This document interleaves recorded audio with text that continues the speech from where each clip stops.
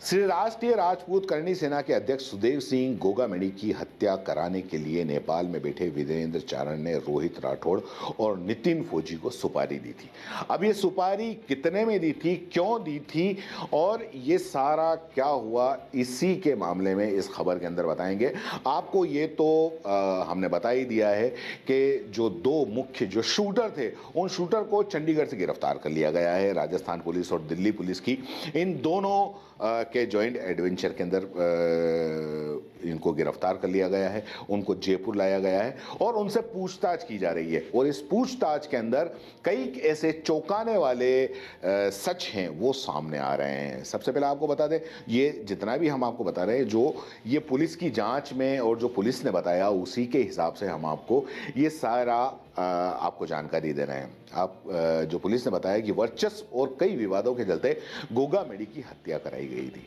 हत्या के लिए लॉरेंस बिश्नोई ने संपत नेहरा और संपत नेहरा ने रोहित गोदारा और रोहित ने वीरेंद्र चारण को ये टास्क दिया था। मतलब आप देखिए कि कहाँ से कहाँ चला। पहले लॉरेंस बिश्नोई, फिर रोहित गोदारा से फिर जेल के अंदर वीरेंद्र, फिर वहाँ से आप देखो कि रोहित, चलते चलते ये सारा के सारा यहाँ पे टास्क आया। वीरेंद्र ने भवानी सिंह और फुरोनी को पहले इसके लिए तैयार किया था कि तुम्हें गोगामेडी की हत्या कर ली है, और अपने साथी सुमित और राहुल के साथ में हरियाणा पुलिस की वो पकड़ में आ गया। उसके बाद में नवीन शेखावत के जरिए रोहित राठौड़ और नितिन फौजी को तैयार किया गया।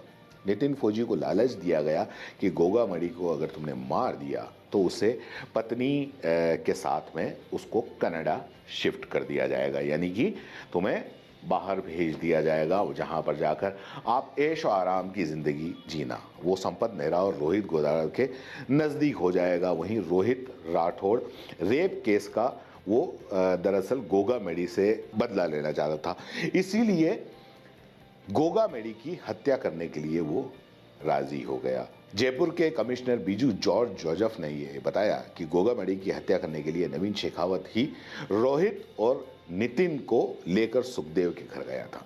हत्या कांड में जो मारा गया नवीन पहले से वीरेंद्र चारण और रोहित गोदारा के संपर्क में था। ऐसे में बदमाशों ने शूटर को गोगामेडी के घर घुसाने के लिए नवीन का सहारा लिया।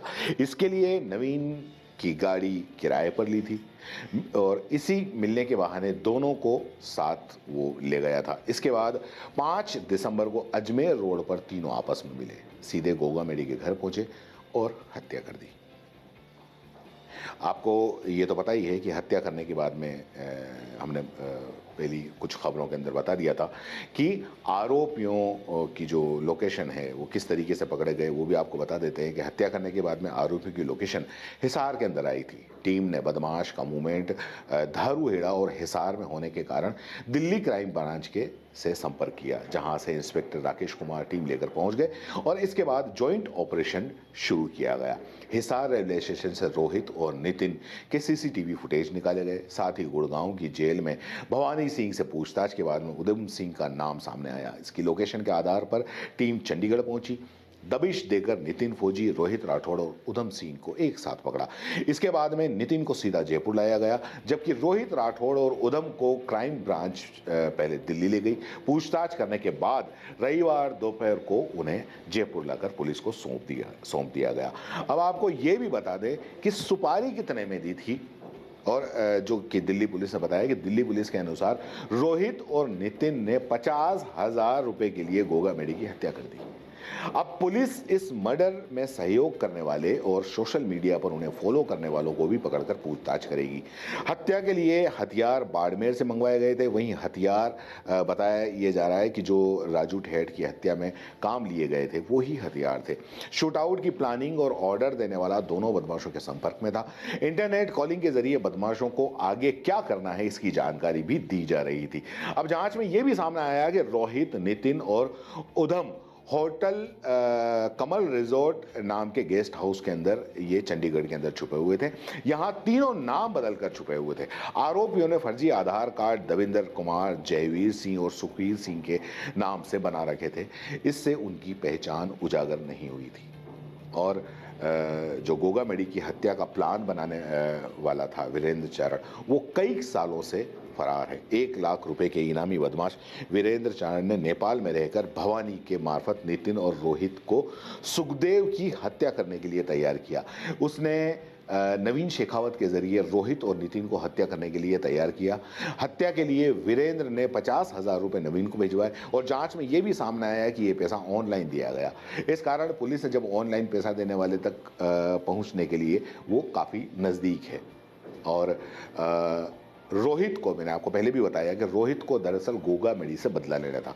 अब बदला क्यों लेना था कि जांच में यह भी सामने आया कि रोहित पर वैशाली नगर में रहने वाली एक नाबालिग लड़की ने पॉक्सो एक्ट का मामला दर्ज कराया था और साल 2017 में दर्ज इस मामले में गोगा मेडी ने लड़की वालों का साथ दिया था।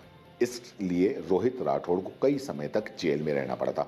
हालांकि बाद में इस मामले में एफआईआर लग गई थी। रोहित गोगा मेडी से इसका बदला लेना चाहता था, इसीलिए वो इतने पैसों के लिए हत्या करने के लिए वो तैयार हो गया और इसके अलावा उनको कुछ और लालच भी दिया गया था। वीरेंद्र चारण ने नवीन और भवानी के जरिए नितिन फौजी से संपर्क किया था। दरअसल नितिन फौजी पहले भी भवानी सिंह के साथ में एक व्यक्ति पर फायरिंग कर चुका था।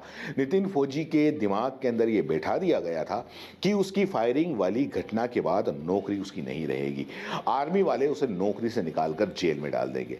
इससे अच्छा है कि वो एक हत्या और कर दे और उसे उसके परिवार के साथ में उसको कनाडा शिफ्ट कर दिया जाएगा।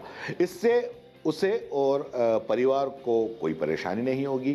कनाडा जाने के लालच में नितिन भी वीरेंद्र चारण के जाल में फंस गया और वो इस हत्या के अंदर, इस शूट आउट के अंदर शामिल हो गया। अब जो दो और हैं, रामवीर और उधम सिंह, तो शूटर्स की मदद करने वाले रामवीर जाट तो नितिन फौजी के दोस्त थे और रामवीर और नितिन के गांव हैं वो आसपास हैं। दोनों RPS senior secondary school Mahendragarh में कक्षा 12वीं में एक साथ पढ़े। रामवीर जाट ने जयपुर में होटल समेत हर सुविधा आरोपियों को उपलब्ध करवाई थी। महेश नगर, मानसरोवर, जगतपुरा सहित कई जगहों पर रामवीर ने दोनों को रुकवाया। वहीं सुखदेव हत्याकांड में रोहित और नितिन की फरारी कटवाने के लिए उधम सिंह ने हिसार से लेकर चंडीगढ़ तक रुपये, गाड़ी और होटल की व्यवस्था कराई।